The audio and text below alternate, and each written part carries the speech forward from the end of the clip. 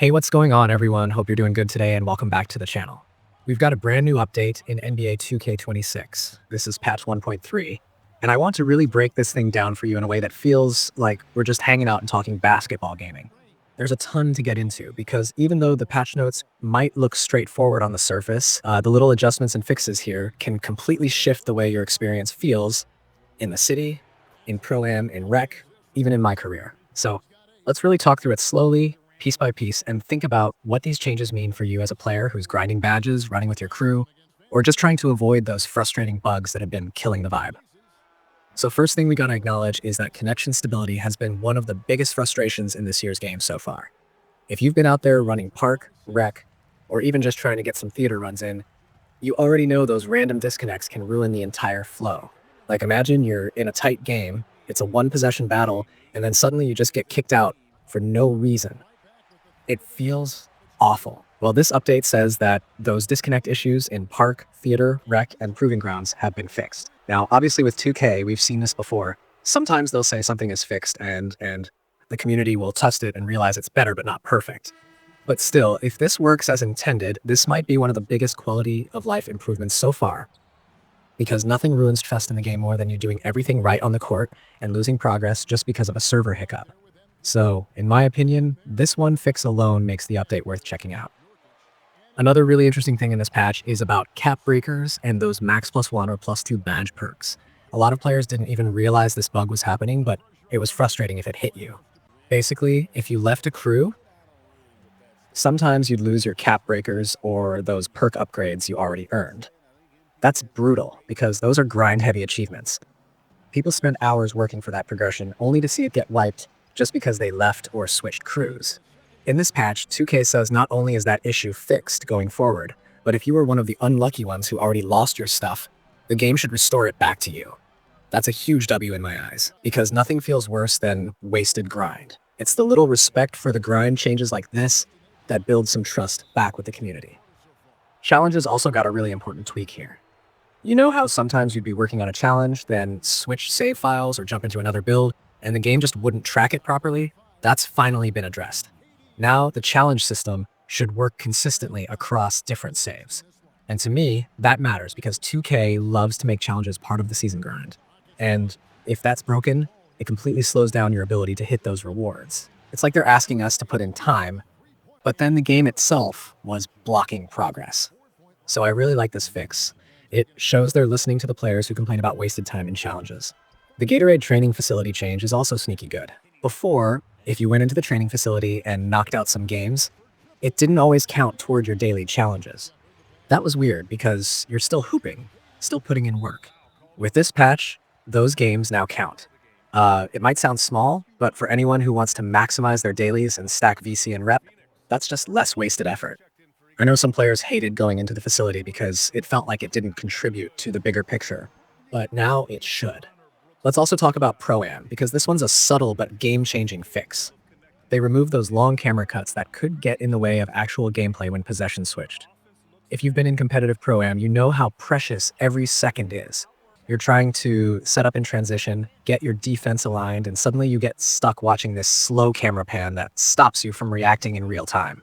That's been super frustrating for comp players, and this change is going to make games feel a lot smoother. You can tell they're starting to clean up the flow so that competitive play doesn't feel handicapped by presentation choices.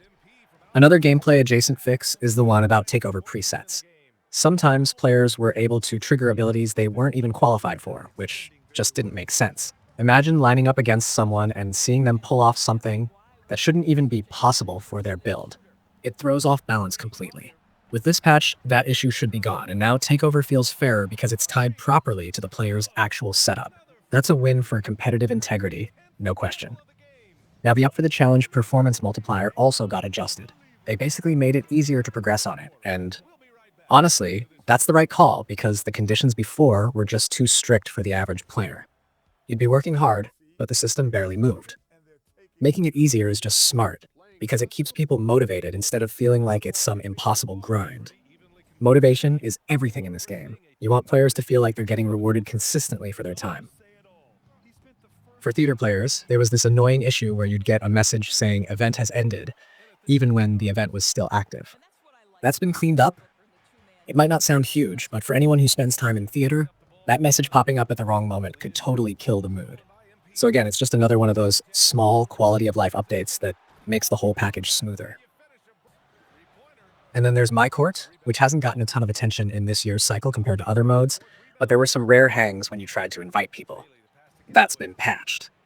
It's not flashy, but it keeps the game stable. Stability is the word of the day with this update. So many of the fixes are about making things work properly instead of introducing wild new mechanics. Speaking of MyCAREER, they finally patched a bug that stopped some quests from progressing if you had to visit your My Court. That's been a real frustration because certain story quests would just stall out completely, and you couldn't push the narrative forward. Fixing that is crucial because it keeps players engaged with the mode rather than leaving them stuck. They also resolved a rare hang when entering the NBA arena, which is again about keeping things stable. And the Rebirth issue is a huge one. Players weren't always unlocking it properly, which meant missing out on one of the most beloved features of the mode. That's fixed now, so anyone who should have access to Rebirth will finally get it. That's massive, because Rebirth is such a community favorite for creating new builds without all the early grind. On PC specifically, there were some weird little issues that might not affect everyone, but definitely matter to those who play on that platform. For example, alley-oop button prompts weren't showing up correctly in online games if you were on keyboard. That's fixed now, so you'll actually know what to press when your teammate is throwing it up. And custom shoes not appearing in your closet even after you owned them, that's been addressed. It's little stuff, but for PC players, it means the experience finally feels aligned with console, which hasn't always been the case. Now, one thing that stood out in these notes is what wasn't touched. Gameplay mechanics. No shooting tweaks, no dribble move nerfs, no adjustments to defense. The devs specifically said they're still watching how things play out across different modes and skill levels before they make those kinds of changes. And I think that's smart. Sometimes in past years, 2K would rush to tweak gameplay too quickly and end up breaking things even more. By holding off and observing, they're letting the meta settle naturally before deciding what needs balancing. That patience could actually help avoid the constant yo-yo effect of one week this is overpowered, the next week it's patched into the ground. So overall, when I look at this update, I see it as a stability patch more than a content patch. And that's not a bad thing at all. Think about it. The first couple of weeks of a new 2K are always full of little bugs and annoyances. If you can get those fixed early, then the game feels healthier long term. No one wants to lose progress, no one wants disconnects, no one wants broken challenges. This patch is about making sure your time is respected. And when your time feels respected, you're way more likely to keep playing, keep grinding, and keep investing in your build. If I had to sum it up, I'd say patch 1.3 isn't flashy, but it's necessary. It's not about adding new features, it's about reinforcing the foundation.